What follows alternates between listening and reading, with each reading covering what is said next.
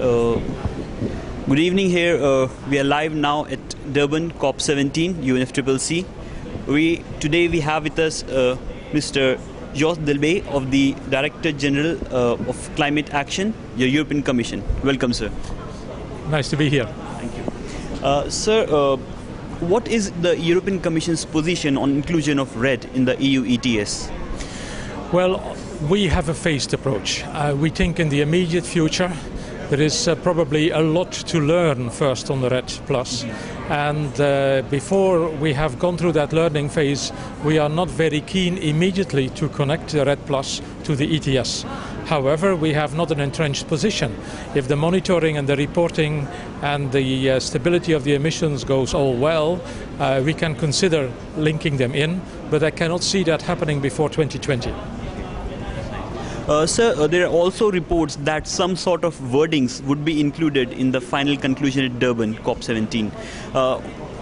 Then what will be the likely impact on EU ETS aviation scheme, which is starting from 2013 onwards? Well, I cannot see a major impact because, in fact, our legislation is closed up until 2020. But as of 2020, there may be a perspective. But let's learn first the lessons, and we are having a strong preference for perhaps creating credits through the RED Plus, but cancelling them in exchange for governmental money, for example. Right. Okay. And sir, what's the opinion on NAMAs? There is a lot of talk going on between funding for NAMAs in the developing countries and then offsetting it. What is EU ETS opinion on the NAMAs? Well, the NAMAs have a very important opportunity for people to look on what kind of mitigation options they may have. And we are encouraging all partners in the world to look at market-based measures.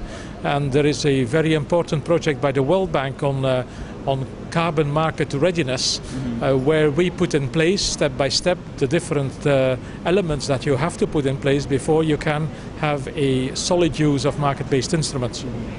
So we have seen that the prices of carbon certificates, various carbon certificates, have been crashing in the past few months, if I say. What steps is the EU ETS proposing for this? Well, the problem was the registry, and the current system is that we have 27 registries that are interconnected with each other. But the vulnerability of the system hinges on the weakest chain or the weakest element in the whole chain. And so we had a number of member states that were quite negligent with the security provisions, and so it happened. Now, since then, what we have done is we have improved the security provisions, and we negotiated with the member states that unless they could give us an objective proof that the security provisions were respected, they were not allowed to participate any longer into the carbon market. Okay, so then if everything goes fine with Durban and the expectations of the European Commission are met, will the EU think of adopting a 30% energy reduction target for 2020? Well, that will hinge on the rest of the world because we have a 20% target. We are here to go for a roadmap. The jury is still out. What is going to be the content of the roadmap? But once we have that, and if the roadmap is maximalist in its ambition, its environmental ambition, then we could have a political debate in the European Union of going to 30%. So, there are a lot of opposition to the inclusion of non-European airlines into the EU ETS aviation scheme. So is there any condition under which EU might leave out these airlines? Not really. All airlines flying on and departing from Europe are covered by the system. So that means incoming flights and departing flights. Now, we do not see a distinction between European and non-European airlines. But what we see is that for incoming flights, that states who can indicate equivalent measures, we could waive the obligations for incoming flights into Europe. Again, whether they are European or non-European, same treatment. So there is a carbon tax in Australia, for example, which covers the Qantas airline, which operates from Australia to Europe and many other destinations. Would, in that condition, Qantas be exempted from the EU ETS?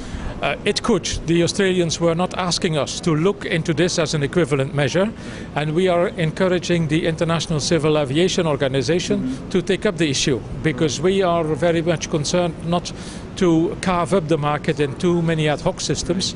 So if ICAO could do that, we would be delighted to work together with ICAO on this. So there's another issue which is making quite some news for the past few days. That's relating to the supercritical power projects, the coal, the clean coal mechanism, and that EU would be banning it. Any movement on that? Whether you have decided on either ways? No, well, the EU has not yet decided that. But what the EU is doing is making it very clear to the CDM Executive Board that they have the duty on their shoulders to sort out things. We cannot have a machinery like the CDM Executive Board producing and acknowledging more projects, and then having a major demand in the markets coming from the EU ETS being locked out. Or locking out the demand for certain credits. So it is the CDM Executive Board who has to create order into all this. So is there any deadline which you would like to suggest for the CDM EB, maybe in terms of months or days or weeks maybe?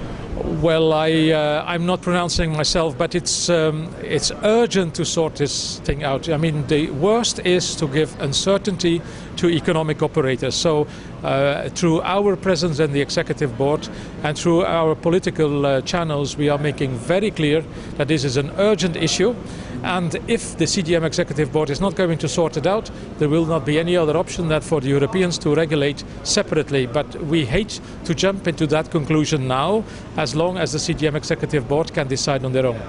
So if suppose CDM Executive Board rules in the affirmative and allows the clean coal projects to be registered under the CDM, then what will be European Commission's stand?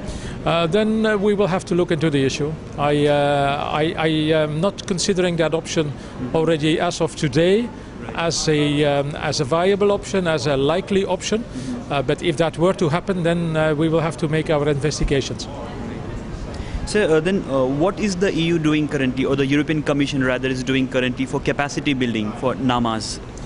Well, as I mentioned, we are working very hard with the World Bank through the carbon market readiness. Okay. We have also the ICAP, the International Carbon Market Partnership, on which we are basically the sponsors, if I may say so. So we are working very hard to have as many experience exchanged. Besides that, at the bilateral level, we have been very present in the debate in Australia, in Korea, now in China, and we are reinforcing our capabilities on that, yes. So we have also been hearing this about the hot air AAUs, particularly from Russia and Ukraine, hitting the market and then swamping it. So what actions is the EU ETS proposing to prevent this? Well, our ministers have said that any second commitment period and the carryover of allowances must respect the strict environmental integrity conditions. So we have not yet pronounced ourselves on a figure, but that the highest degree of environmental integrity is required has been stated very clearly by our ministers. Thank you. Thanks a lot, sir. Welcome.